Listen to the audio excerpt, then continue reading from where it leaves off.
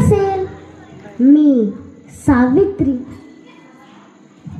हो, तीच ती साऊ. गावात मला कधी कोणी आगळ्या वेगळ्या टोपण नावाने हाक मारली, तर कधी कोणी शिव्यांनी माझा येण्या जाण्याचा रस्ता भरला. पण मला आजही आठवतं, फुलेंच्या घराच्या उंबरठ्यातून मी जेव्हा पहिल्यांदा घराबाहेर पडले ती सकाळ.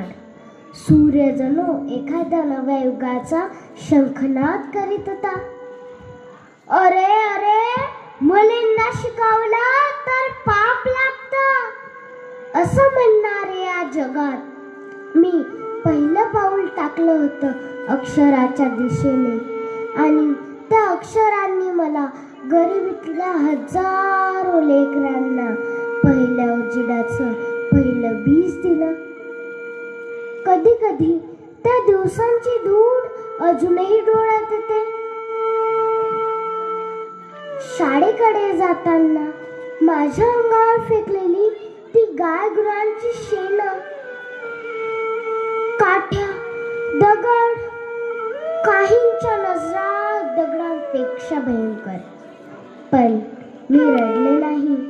जर रडले असते तर आज या भूमीवर हजारो मुलींच्या हातात हे पुस्तक नसतं, भविष्य नसतं.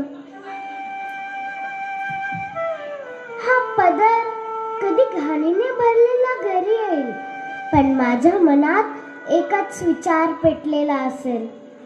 हा या पदराचा अपमान नाही, तर त्या काळोखाचा अपमान आहे ज्याला मी झुंज देत आहे. शाळेचा पहिला दिवस आठवतो का तुम्हाला? छोट्या छोट्या मुली कापूस पेरणाऱ्या हातांनी, काळ्या गोऱ्या चेहऱ्यांनी भीत भीत माझ्याकडे पाहत म्हणाल्या, आई ग, आम्हाला अक्षर शिकायचंय.